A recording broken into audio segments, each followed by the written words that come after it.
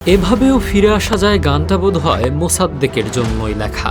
৪ বছর পর দিনের হিসাবে ১৪০৪ দিন পর তামিমের নেতৃত্বাধীন বোর্ড হুট করে দলে ডাকে মোসাদ্দেককে। শঙ্কা ছিল এতদিন পর ফিরে জ্বলে উঠতে পারবেন তো মোসাদ্দেক। তবে সব শঙ্কা একপাশে রেখে বীরের বেশেই নিজের প্রত্যাবর্তনটা রাঙিয়ে রাখলেন সৈকত। যেন জানান দিয়ে গেলেন তিনি ফুরিয়ে যাননি, অপেক্ষায় ছিলেন একটা ডাকের।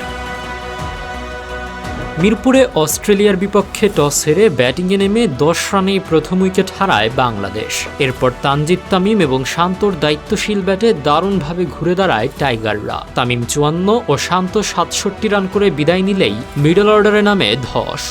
লিটন মিরাজরা পুরোপুরি ব্যর্থ। হৃদয়ও খেলেন বেশ মন্থর একটি ইনিংস।